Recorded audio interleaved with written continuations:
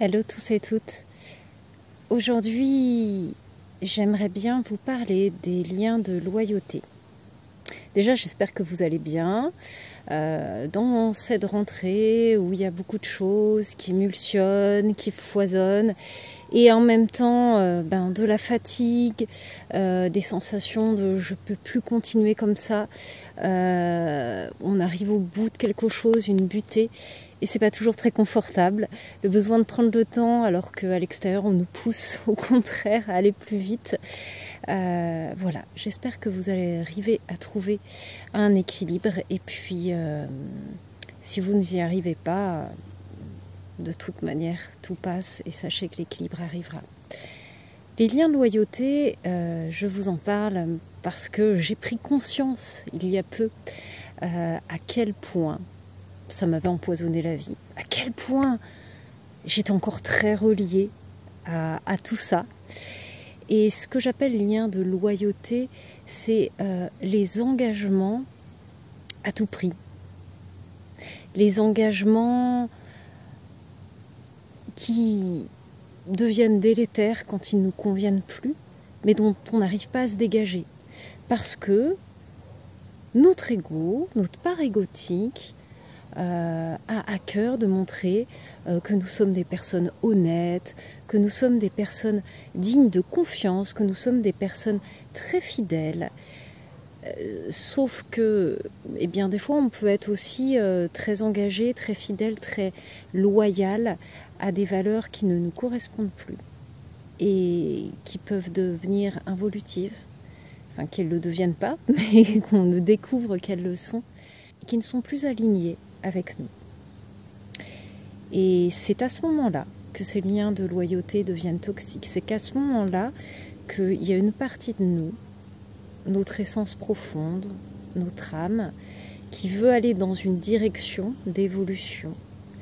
Et la part égotique qui est encore rattachée à ces liens de loyauté et qui a peur, qui nous tire en arrière. Et là, ça crée des distorsions. Et on n'est pas bien. On a du mal à prendre des décisions. Et on est engagé dans des processus avec des personnes, par des contrats, ou alors avec des institutions, avec des groupes. Peu importe, on peut être engagé avec plein de choses et on sent que ça ne nous correspond plus. On sent que ce qui était en accord avec nous ne l'est plus. Mais quand le lien de loyauté est très fort, et je me mets là parce que moi, je les ressens très fort au niveau du chakra du cœur et du plexus solaire sur l'arrière. Et puis, c'est des choses que je vois aussi pendant mes soins, dans les personnes qui viennent me voir. Eh bien, comme notre lien de loyauté est très fort, on ne se désengage pas. On dit non, je vais quand même aller jusqu'au bout. Je me suis engagée, tu comprends? Je me suis engagée même si maintenant ça me fait du mal, même si maintenant ça ne me correspond plus, même si c'est contre mon évolution, je vais respecter mes engagements. Et c'est très bien de respecter ses engagements. Mais à quel prix? Il y a des fois, il faut aussi pouvoir se dire je reconnais que ça ne me convient plus, je suis désolée, mais je ne peux plus continuer ainsi et je me modifie. Mais quand les liens de loyauté sont forts, on a du mal à faire ça. Et ça peut nous entraîner dans des situations, dans des schémas de vie qui ne nous correspondent pas, qui nous éloignent en fait de notre perspective d'évolution et de prise de conscience. Alors comment on fait? Déjà, on en prend conscience, c'est comme pour tout. On en prend conscience et puis on dit ok, ça arrive. Oui, voilà, je suis trop dans ces liens de loyauté-là. Et effectivement, là, je reconnais que ça ne me correspond plus. Et puis pour pouvoir s'en défaire, il faut pouvoir aussi oser prendre sa place et prendre ses responsabilités. Il faut oser se détacher. Il faut oser aller vers plus de liberté. Et pour cela, il faut reconnaître la peur en soi, la peur du changement. Et puis la laisser passer. C'est pas facile, Ça paraît simple comme ça. Alors, des fois, on a besoin d'une aide extérieure. Mais c'est juste une aide, un accompagnement, un étayage. Parce que pour pouvoir lâcher des liens qui sont toxiques, et je vous mettrai en description un lien vers ma vidéo qui parle des liens toxiques, pour pouvoir lâcher ça, il faut avoir un étayage suffisant aussi. Et ça, on peut le construire avec l'aide d'un thérapeute pour pouvoir lâcher, pour pouvoir progresser, puis après on continue tout seul. Et puis des fois, on n'en a pas besoin. C'est important de s'écouter. C'est important de revenir au cœur et de se poser aussi la question, est-ce que cet engagement, il m'ouvre le cœur ou il le ferme?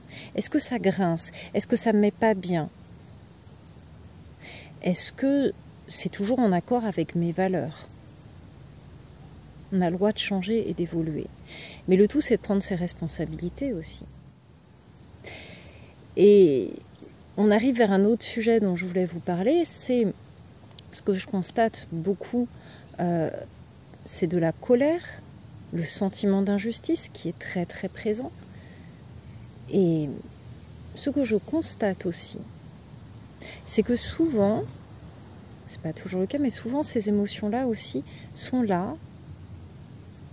quand on n'a pas réussi à prendre notre place, qu'on n'a pas réussi à réellement acter ce qu'on pensait, ce qu'on ressentait, ce qui était en accord avec nous. Et forcément, ça génère de la colère, ça génère de l'injustice.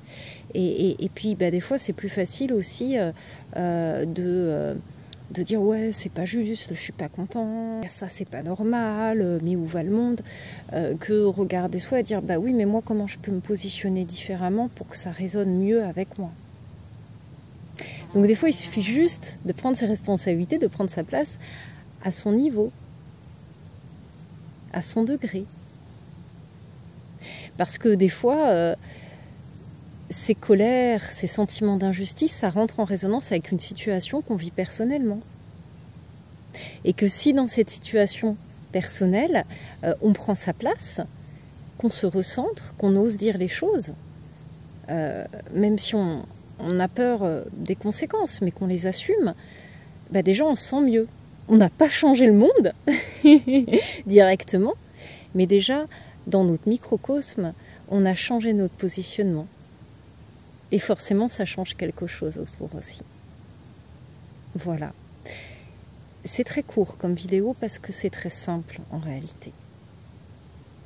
Donc, je vous invite, si vous le souhaitez, à tenter de repérer ces liens de loyauté, s'il y en a qui ne sont plus en accord avec vous. Et sachez que vous avez toujours le choix. Sachez que le libre arbitre existe. Donc vous pouvez faire le choix de correspondre ou non, d'adhérer ou non à ces liens. Et que si jamais c'est trop difficile de vous désengager, c'est sûrement parce que c'est très ancien. C'est sûrement parce que c'est très souffrant. C'est peut-être que vous ne pouvez pas le faire seul ou que ce n'est pas encore le moment ou que vous avez besoin d'une aide pour comprendre. Ah oui, puis on peut être aussi en loyauté avec des croyances, avec des schémas familiaux. Par exemple, pour réussir dans la vie, il faut travailler très dur. On n'a rien sans rien. On n'a rien sans mal. Vous connaissez ces phrases toutes faites. Elles ne sont pas là pour rien. Et si jamais, quand on adhère fortement, qu'on est en loyauté avec ses croyances, et que c'est les croyances qu'on nous a véhiculées, c'est les croyances de notre famille ou alors du groupe auquel on appartient, par loyauté, on a du mal à s'en dégager. Et ce qui fait que s'il y a des opportunités super qui se présentent à nous et qui nous permettraient de réussir beaucoup plus facilement que la codification de la croyance, on va pouvoir par loyauté. Il y a les loyautés, rivalités aussi. J'avais encore des choses à dire visiblement. Par exemple, au sein d'une famille, entre frères et sœurs, ou alors avec des amis, je ne peux pas réussir si l'autre ne réussit pas. Donc je vais me saboter.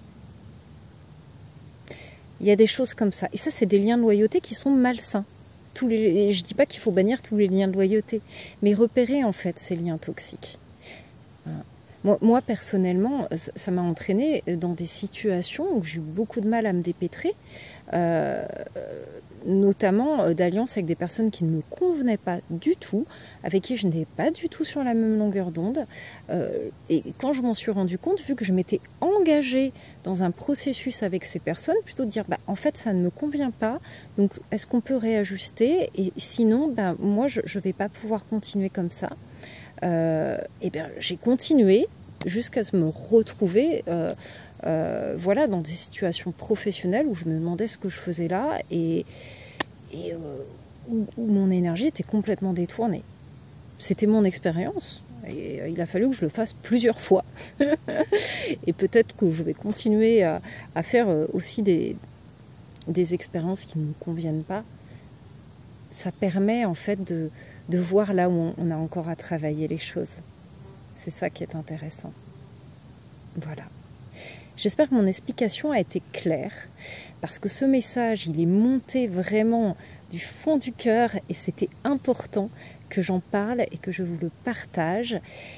Et donc, j'ai fait ça un dimanche entre 2 temps de séchage de peinture de porte, parce que c'était maintenant. Voilà.